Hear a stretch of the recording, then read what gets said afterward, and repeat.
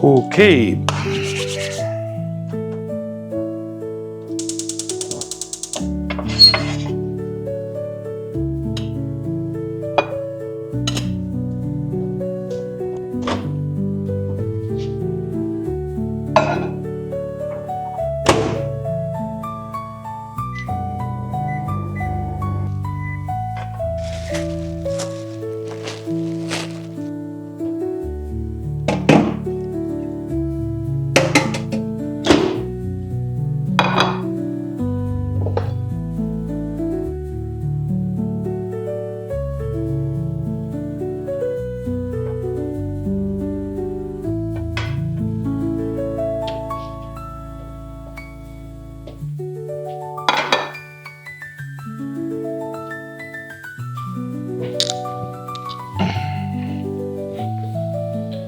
Good morning YouTube.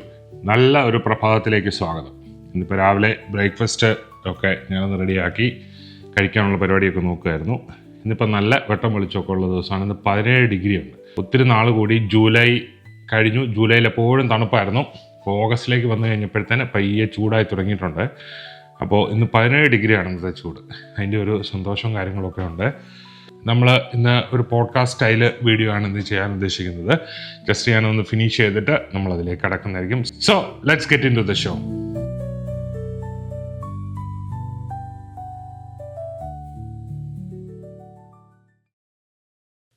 So ഞാനും ഇങ്ങനെ half സെഞ്ച്വറിയിലേക്ക് അടുത്തുകൊണ്ടിരിക്കുന്ന ഒരു വ്യക്തിയാണ്.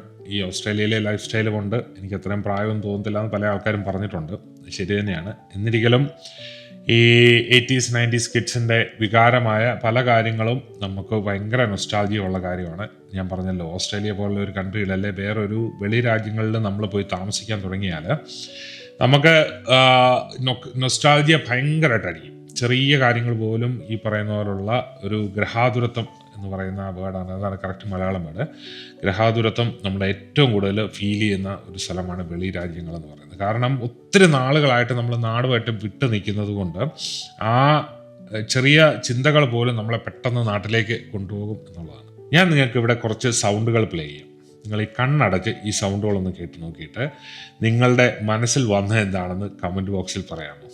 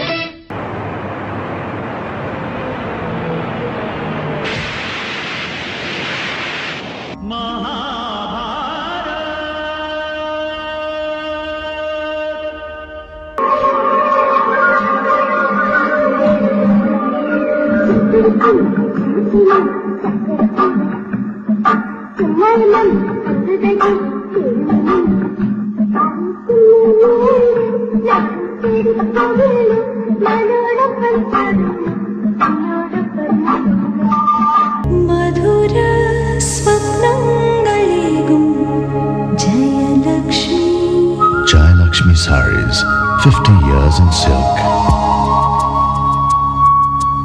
Madhura Swapnangalegum Jayalakshmi.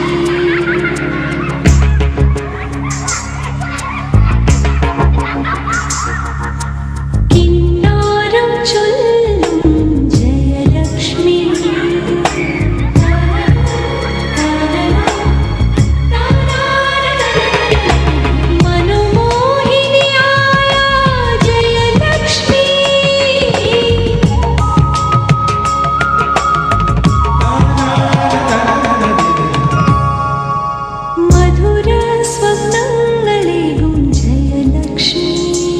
Celebrations in silk since 1947.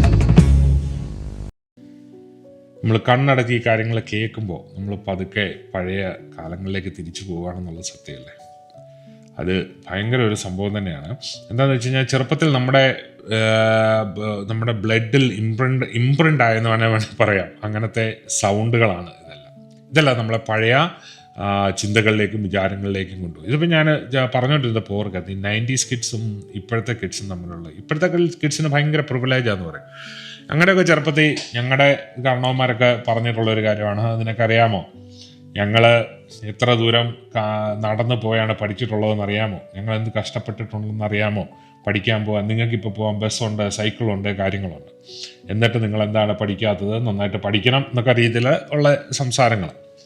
പിന്നീട് അത് ഭാവിയിൽ ഈ കാലത്തിലേക്ക് വന്നു കഴിഞ്ഞപ്പം ഞങ്ങൾ പറയുന്നത് ഞങ്ങൾക്ക് സൈക്കിളേ ഉണ്ടായിരുന്നുള്ളൂ, നിങ്ങളെ സ്കൂളിൽ കൊണ്ടുവിടുന്നു, അവിടുന്ന് പിക്ക് ചെയ്യുന്നു, വീട്ടിൽ കൊണ്ടുവരുന്നു, എല്ലാം ഉണ്ട്, നിങ്ങൾക്ക് സ്കൂൾ ബസ്സുണ്ട്, എന്തെല്ലാം കാര്യങ്ങളുണ്ട്. ഇതിങ്ങനെ ഒരു കമ്പാരിസൺ കണ്ടിന്യൂസ്ലി ഓടിക്കൊണ്ടിരിക്കുക എന്നുള്ളൊരു സത്യമാണ്. ആ ഒരു ബേസിൽ തന്നെ പറയട്ടെ, 90s കിഡ്സായ അല്ലെ 80s കിഡ്സായ നമ്മൾ ചിന്തിക്കേണ്ട കാര്യങ്ങൾ, നമ്മൾ മനസ്സിലാക്കിയിരുന്ന ചില കാര്യങ്ങൾ ഇപ്പോഴത്തെ കുട്ടികൾ ഒട്ടും അനുഭവിക്കുന്നില്ല എന്നുള്ള കാര്യം നിങ്ങളത് മനസ്സിലാക്കുന്നുണ്ടോ? അതായത് നമ്മളൊക്കെ നമ്മുടെ കാലത്തൊന്നും ഓൺലൈൻ പരിപാടികളേ ഇല്ലായിരുന്നു, ഇൻ്റർനെറ്റ് എന്ന് പറയുന്ന സാധനമേ ഇല്ലായിരുന്നു, TV എന്ന് പറയുന്ന സംഭവം പോലും ഇല്ലായിരുന്നു, റേഡിയോ ഉള്ള വീടുകൾ ഉണ്ടായാലായി. ഞങ്ങളുടെ വീട്ടിലൊക്കെ ചെറുപ്പത്തൊട്ട് റേഡിയോ ആണ്, എൻ്റെയൊക്കെ ചെറുപ്പത്തൊട്ട് റേഡിയോ ഉണ്ട്, അല്ലെങ്കിൽ ടേപ്പ് റെക്കോർഡർ അറ്റ്ലീസ്റ്റ് എന്തെങ്കിലും ഉണ്ട്. ഫാദർ രാവിലെ എണീറ്റ് ക്രിസ്ത്യൻ സോങ്സ് ഒക്കെ ഇങ്ങനെ ഉറക്കെ വെച്ച് അത് കേട്ടിട്ടാണ് നമ്മളെപ്പോഴും എണീക്കുന്നത്. അപ്പോൾ ആ ക്രിസ്ത്യൻ സോങ്സ് ഒക്കെ എനിക്കൊരു വലിയ നൊസ്റ്റാൾജിയാണ്. കാരണം ഈ കാലങ്ങളിൽ അതുപോലുള്ള പാട്ടുകൾ നമ്മൾ കേൾക്കുമ്പോഴത്തേന് പെട്ടെന്ന് തന്നെ നമ്മൾ ആ കാലത്തേക്ക് തിരിച്ചു പോവുകയും ചെയ്യുന്ന ഒരു സിറ്റുവേഷനുണ്ട്.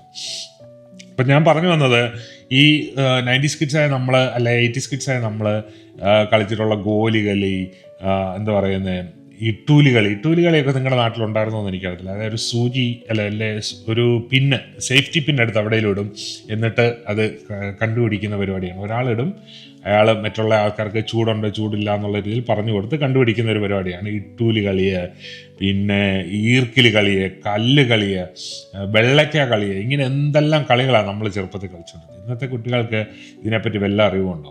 ഇന്നത്തെ കുട്ടികൾക്ക് അറിയാവുന്ന എന്താണ്, അലക്സയുണ്ട്, ഐപാഡുണ്ട്, അല്ലെങ്കിൽ ഈ പറയുന്ന PUBG ഉണ്ട്, അങ്ങനത്തെ ഗെയിമുകളല്ലേ അറിയത്തുള്ളൂ. നമ്മളൊക്കെ ഫിസിക്കലായിട്ട് കളിക്കുകയും ഇപ്പോൾ ഒരു സ്കൂൾ കഴിഞ്ഞിങ്ങോട്ട് വന്നു കഴിഞ്ഞാൽ അന്നേരം ഓടുകയാണ് ഈ കശുമാവിൻ്റെ ഒക്കെ മുകളിൽ മാങ്ങ ഒക്കെ ഉണ്ടാകുന്ന ടൈമുണ്ട്, അല്ലെ മാവേൽ മാങ്ങ ഉണ്ടാകുന്ന പേരയ്ക്ക ഉണ്ടാകുന്ന സമയമുണ്ട്. സ്കൂള് വിട്ട സാധനം എല്ലാം കൊണ്ട് അങ്ങോട്ട് വീട്ടിലോട്ട് എറിഞ്ഞിട്ട് ഓടിപ്പോയി മരത്തെ കയറുകയാണ് നമ്മുടെ മെയിൻ പരിപാടി. അങ്ങനെയൊക്കെയായിരുന്നു ചെറുപ്പകാലങ്ങളെന്ന് പറഞ്ഞാൽ. ഇപ്പോഴത്തെ കുട്ടികളെന്ന് പറഞ്ഞാൽ നേരെ അവർ വീട്ടിലുണ്ടെന്ന് പോലും നമ്മൾ അറിയത്തില്ല. റൂമിൻ്റെ അകത്ത് കയറി കഴിഞ്ഞാൽ ഫുള്ളി സൈലൻ്റ് ആണ്. അവരെ ശരിക്കും പറഞ്ഞാൽ അവരൊരു ചെറിയ വിൻഡോ തുറന്നു വെച്ച് അവർ ലോകം കാണുകയാണ്. നമ്മളെ ലോകത്തിൽ ജീവിക്കുവാണ് അന്നത്തെ കാലങ്ങളിൽ ചെയ്തത്. മരം ചുറ്റി ഓട്ടം, ആ ഓട്ടം, ഈ ഓട്ടം എന്നൊക്കെ പറഞ്ഞ് നമ്മുടെ ടോയ്സൊക്കെ ഒന്ന് ഓർത്തെങ്കിൽ എന്തെല്ലാം ടോയ്സും സന്തോഷങ്ങളും നമുക്കുണ്ടായിരുന്നു. നമുക്ക് കടയിൽ നിന്ന് പോയി ടോയ്സ് മേടിക്കുന്ന പരിപാടി തന്നെ വളരെ കുറവായിരുന്നു. അതായത് എന്തെങ്കിലും പെരുന്നാളൊക്കെ ഉണ്ടെങ്കിൽ മാത്രം എന്തെങ്കിലുമൊക്കെ ടോയ് നമുക്ക് കിട്ടും. എന്നാൽ ഇന്നത്തെ കുട്ടികൾക്ക് അങ്ങനെയല്ലല്ലോ, എല്ലാ ഒക്കേഷൻസിനും ടോയ് മേടിച്ച് കൊടുക്കേണ്ടി വരും. അപ്പം എൻ്റെയൊക്കെ ചെറുപ്പത്തിൽ ഞാൻ ഓർക്കുന്നത് തോക്ക് മേടിക്കുക, അല്ലെ ബോട്ട് മേടിക്കുക, അങ്ങനത്തെ ഈ പിന്നെ തീ ചൂടാക്കി ഇങ്ങനെ വെച്ച് വെള്ളത്തിൽ കഴിഞ്ഞ് കട എന്ന് പറഞ്ഞ് ഓടുന്ന ബോട്ട്, അങ്ങനത്തെ സാധനങ്ങളൊക്കെ എൻ്റെ ചെറുപ്പത്തിൽ എനിക്ക് മേടിച്ച് തന്ന എനിക്ക് ഓർമ്മയുണ്ട്. ചെറിയ തോക്കുകൾ. ഇന്നത്തെ കുട്ടികൾക്കൊന്നും തോക്കുകൾ മേടിച്ച് കൊടുക്കാൻ പറ്റത്തില്ല, കാരണം അതിന് വേറൊരെണ്ണത്തിലേക്കുള്ള ഒരു ആപ്ലിക്കേഷനായി പോകുന്നത് കൊണ്ട് അത് നമ്മൾ ചെയ്യാൻ പറ്റില്ല. ഇവിടെ ഞാൻ തോക്ക് ഒട്ടും ചെയ്ത വൈഫിനും ഭയങ്കര നിർബന്ധമാണ് ആ കാര്യത്തിൽ. തോക്കും വാള്, കത്തി, അങ്ങനത്തെ സാധനങ്ങളൊന്നുമായിട്ടുള്ള ബന്ധപ്പെട്ടുള്ള ടോയ്സ് ഇവിടെ മേടിക്കാറില്ല. മാത്രമല്ല ഈ ഗെയിംസ് ഉണ്ടല്ലോ, ഓൺലൈൻ ഗെയിംസ് നിങ്ങൾ കളിപ്പിക്കാറുമില്ല, കാരണം കളിക്കരുതെന്ന് തന്നെ പറഞ്ഞിട്ടുണ്ട്. പിന്നെ നമ്മൾ ചെയ്യുന്ന കാര്യങ്ങൾ അന്ന് ചെറുപ്പത്തിൽ ചെയ്തുകൊണ്ടിരുന്ന പേപ്പർ ബോട്ട് ഉണ്ടാക്കും. മഴ പെയ്ത അന്നേരം വെളിയിലാണ്, പാത്രം കീറി അന്നേരം ബോട്ടുണ്ടാക്കി വെള്ളത്തിൽ ഒഴുക്കി വിടുകയാണ് മെയിൻ പരിപാടി. പിന്നെ സാധാരണ പെൺകുട്ടികളും, ഞാൻ ഒരു മൂത്ത ഒരാണും 2 പെൺകുട്ടികളുമുള്ള സിബ്ലിങ്സുള്ള ഫാമിലിയിലാണ് ഞാനുണ്ടായത്.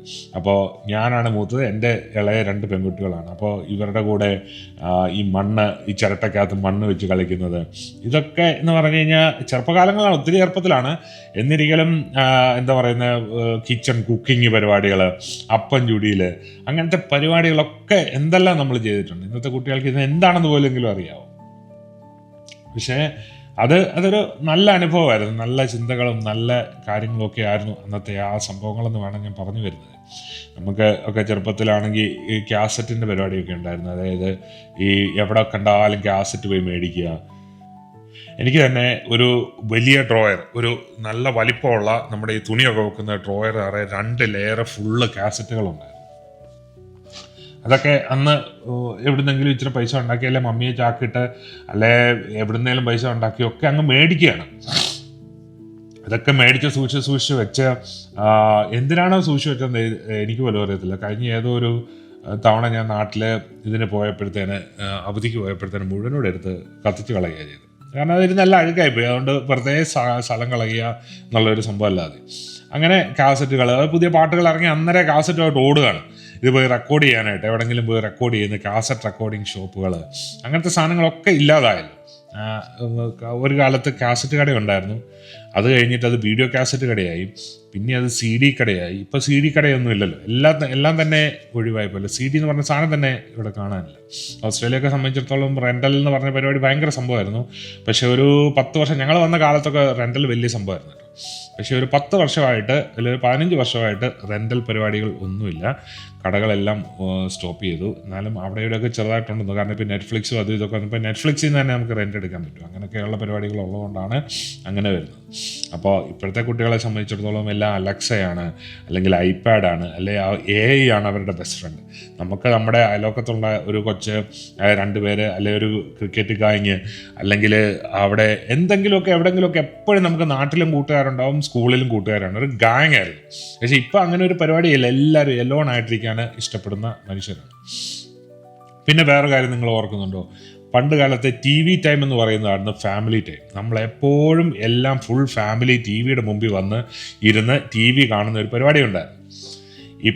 ഇപ്പോഴത്തെ കാലത്ത് എല്ലാവർക്കും എല്ലാവരുടെയും മുറിയിൽ ഐപാഡായിട്ട്, കമ്പ്യൂട്ടറായിട്ട്, ഫോണായിട്ട്, എന്തെങ്കിലുമൊക്കെ ആയിട്ട് എപ്പോഴും ഉണ്ട്.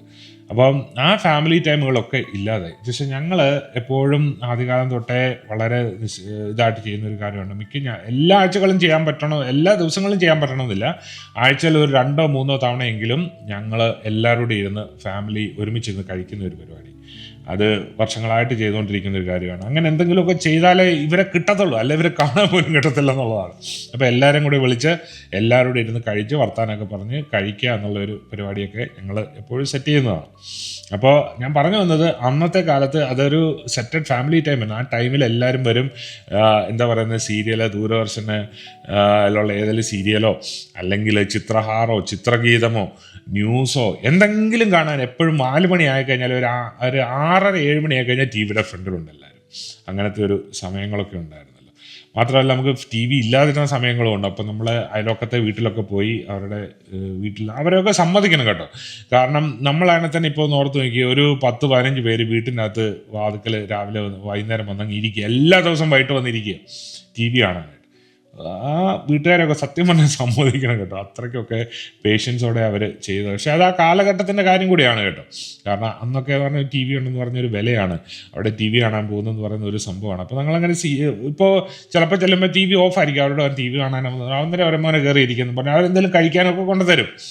അങ്ങനെയൊക്കെയുള്ള രീതികളാണ്. മഹാഭാരതമൊക്കെ വന്ന സമയത്ത് ആ സമയങ്ങളൊന്നും വീട്ടിൽ TV ഒന്നും മേടിച്ചില്ല. പിന്നെ ഇടക്കാലം കൊണ്ട് TV ഒക്കെ മേടിച്ചപ്പോൾ നമ്മുടെ വീട്ടിലും അങ്ങനെ വരാറുണ്ടായിരുന്നു. പക്ഷേ അന്നേരത്തേന് എല്ലായിടത്തും ഒക്കെ TV ആയി തുടങ്ങിയിരുന്നു. അപ്പോൾ അതുകൊണ്ട് അങ്ങനത്തെ കാര്യങ്ങളൊക്കെ കഴിവതും ഒഴിവായി പോയിക്കൊണ്ടിരുന്നു. അപ്പോൾ ഞാൻ പറഞ്ഞു വന്നത്, TV ടൈം എന്ന് പറയുന്നത് നമ്മുടെ ഒക്കെ ഒരു ഫാമിലി ടൈമും കൂടിയായിരുന്നു. പിന്നെ അടുത്തത് ലെറ്റേഴ്സ് ആൻഡ് ഡയറീസ്. നമ്മളൊക്കെ നമുക്ക് പെൻപാൽ പരിപാടികളൊക്കെ ഉണ്ടായിരുന്നു. അതായത് ഈ പത്രങ്ങളിലും അല്ലെങ്കിൽ പെൻപാൽ ഡയറീസൊക്കെ എന്നുണ്ടായിരുന്നു. അതൊക്കെ നമ്മൾ മേടിക്കുകയാണെങ്കിൽ അതിൻ്റെ അകത്ത് നമുക്ക് അഡ്രസ്സുകൾ കിട്ടും. ആ അഡ്രസ്സുകളിലേക്ക് നമുക്ക് പെൻപാൽ, അതായത് തൂലികാ സൗഹൃദം, അങ്ങനെ ഒരു പരിപാടി. അപ്പോൾ നമുക്ക് അറിയാൻ മേലാത്ത ഒരാൾക്ക് നമുക്ക് ലെറ്റർ അയക്കാനും അങ്ങനത്തെയൊക്കെ പരിപാടി. അത് പിന്നീട് ഇമെയിലൊക്കെ വന്നു കഴിഞ്ഞപ്പോൾ അതൊക്കെ എതിലേ പോകുന്ന പോലും കണ്ടില്ല. അങ്ങനത്തെ പരിപാടികളെല്ലാം നിന്നു. അടുത്തായിട്ട് ഡയറി എഴുത്ത് പരിപാടികൾ അതൊക്കെ ഉണ്ടായിരുന്നല്ലോ നമുക്ക്. ഞാനിപ്പോൾ ആണെങ്കിൽ തന്നെ ഇതിന് ഡയറീസ് എന്നാണ് പേര്. ഈതൻ ആൻഡ് ആശ ഡയറീസ് എന്നാണ് പേരിട്ട്. കാരണം ഇത് നമുക്ക് ഡെയിലി നടക്കുന്ന കാര്യങ്ങൾ അല്ലെങ്കിൽ ഡെയിലി വ്ളോഗ് എന്നുള്ള രീതിയിൽ ചിന്തിച്ച് തുടങ്ങിയതാണല്ലോ ഈ ചാനൽ. അപ്പോൾ ഈതൻ ആൻഡ് ആശ ഡയറീസ് എന്ന് കേട്ടോ. അപ്പോൾ അങ്ങനത്തെ ഡയറി എഴുത്ത് പരിപാടികളൊക്കെ കുറച്ചു കാലമൊക്കെ എനിക്കുണ്ടായിരുന്നു. പിന്നെ അത് നിർത്തി. അത് കാരണം അത് കണ്ടിന്യൂ ചെയ്യാനായിട്ട് ഒരു പ്രത്യേകത, അതുപോലെ തന്നെ വായിക്കുക, എഴുതുക എന്നൊക്കെയുള്ള പരിപാടി ചില സമയങ്ങളൊക്കെ വലിയ ബുദ്ധിമുട്ടാണ്. പിന്നെ പഠനം ആണല്ലോ നമുക്ക് ഇമ്പോർട്ടൻ്റ്. അപ്പോൾ പഠനത്തിന് പഠിക്കുക എന്നുള്ളൊരു സംഭവം മുമ്പിൽ നിന്നുകൊണ്ട് എപ്പോഴും അതിലേക്ക് ഫുൾ ഫോക്കസ്ഡ് ആയിരുന്നു നമ്മളെല്ലാവരും എപ്പോഴും ആ സമയങ്ങളിൽ. അതുകൊണ്ടൊക്കെ അതൊക്കെ ഇല്ലാതായി. പക്ഷേ ഇപ്പോഴത്തെ കാലത്ത് നമ്മൾ ഓർക്കുന്നുണ്ട്, സ്കൂളിലൊക്കെ ആണെങ്കിലും നമ്മുടെ കൂട്ടുകാരൊക്കെ ഇപ്പോൾ ഒരു മുമ്പിലിരിക്കുന്ന ബെഞ്ചിലിരിക്കുന്ന ഒരുത്തനോട് ഒരു കാര്യം പറയണേ, നമ്മൾ ഒരു ലെറ്റർ എഴുതിയിട്ട് ഒരു ചെറിയ പേപ്പർ എഴുതിയിട്ട് അങ്ങോട്ട് കൊടുക്കുന്നു, പറഞ്ഞാൽ അവൻ്റെ കൊടുപ്പിച്ച് അവൻ്റെ ഇതിൽ പേന മേടിക്കുന്നത് അങ്ങനെയൊക്കെ ഉണ്ടായിരുന്നല്ലോ. ഇന്നിപ്പോൾ ആണെങ്കിൽ അതെല്ലാം മാറിയില്ലേ. ഇന്നിപ്പോൾ ആണെന്നുണ്ടെങ്കിൽ സംഭവം ഫുൾ ഇൻസ്റ്റൻറ്റ് മെസ്സേജിങ് ആണ്, മെസ്സഞ്ചറുകളാണ്, വാട്സാപ്പുകളാണ്, അങ്ങനെയൊക്കെയുള്ള എല്ലാം ഭയങ്കര വിപ്ലവമാണ്, ഭയങ്കര മാറ്റങ്ങളുണ്ടായി. അന്നത്തെ ആ കാലഘട്ടം എന്ന് പറയുന്നത് സത്യം പറഞ്ഞാൽ ഇല്ലാതെ തന്നെ ആയിപ്പോയെന്ന് വേണേൽ പറയാം. പിന്നെ അന്നത്തെ കാലത്തെ വേറൊരു സംഭവം എന്ന് പറഞ്ഞാൽ നമുക്ക് സിംപ്ലിസിറ്റി ഇച്ചിലൂടെ, നമുക്ക് വലിയ പോസ് നോട്ടോ അങ്ങനത്തെ പരിപാടികൾ, പോസ് എന്ന് പറഞ്ഞു കഴിഞ്ഞാൽ ഭയങ്കര അഹങ്കാരം നോട്ടം പരിപാടികളോ ഒന്നും ഇല്ലായിരുന്നു. അതായത് നിനക്ക് അത് കിട്ടി, എനിക്കിത് കിട്ടി, ഞാൻ നിന്നെക്കാളും വലിയവൻ, നീ എന്നെക്കാളും ചെറിയവൻ, അങ്ങനത്തെ പരിപാടികളൊക്കെ വളരെ കുറവായിരുന്നു എന്ന് വേണം പറയാനായിട്ട്. കാരണം നമുക്ക് കിട്ടാനുള്ള എല്ലാവർക്കും ഒരുപാട് കിട്ടാനുള്ള സാധ്യതകളൊക്കെ എല്ലാവർക്കും വളരെ കുറവാണ്.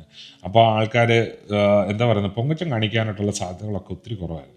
അപ്പോൾ അങ്ങനെയൊക്കെ ഉണ്ടായിരുന്ന ഒരു സാഹചര്യമായിരുന്നു കൊണ്ട് സിംപ്ലിസിറ്റി വളരെ നല്ലതായിട്ട് പോയിക്കൊണ്ടിരുന്ന ഒരു സമയം എന്ന് വേണമെങ്കിൽ ഞാൻ പറയും. കാരണം നമുക്ക് ഉടുപ്പ് തേക്കാം, തേച്ചില്ലേ തേക്കണ്ട, ഇവിടുത്തെ ഉടുപ്പ് തേക്കാതെ പോയാലും നമ്മളൊന്നും പറയത്തില്ല. വീട്ടിലാണെങ്കിലും നമുക്ക് അപ്പനോ അമ്മയോ ആരെങ്കിലും തേച്ച് തരണമല്ലോ, നമ്മൾ കുഞ്ഞുങ്ങളല്ല, നമുക്കൊന്നും അറിയത്തില്ല.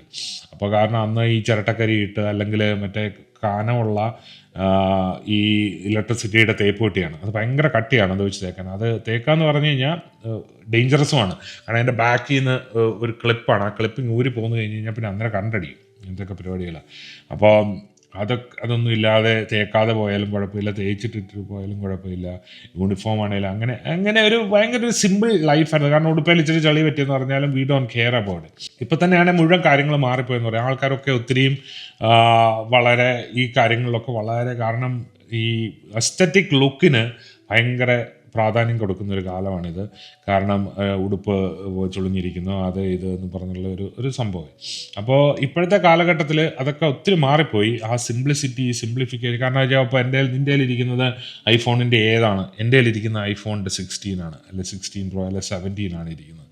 ഇതൊക്കെ പറഞ്ഞ് ഇങ്ങനെ ഓരോരോ ചെറിയ കാര്യങ്ങൾ. അതായത് നിൻ്റെ കയ്യിലിരിക്കുന്ന ബാഗ് ഇതാണ്, എൻ്റെ കയ്യിലിരിക്കുന്ന ഗൂച്ചിയാണ്, നിൻ്റെ ഇരിക്കുന്ന പെന്ന് ഇതാണ്, എൻ്റെ ഇരിക്കുന്ന പെന്ന് അതാണെന്നൊക്കെ പറഞ്ഞ് ഇങ്ങനെ ഒരു കമ്പാരിസൺ എപ്പോഴും ഇപ്പോഴത്തെ കാലങ്ങളിൽ ഓടുന്നുണ്ട്. അന്ന് നമുക്കൊന്നും കിട്ടാല്ല. ആകെപ്പാടെ ഉള്ളത് നടരാജിൻ്റെ ഒരു ബോക്സ് ഉണ്ട്, അല്ല ക്യാമലിൻ്റെ ബോക്സ് ഉണ്ട്.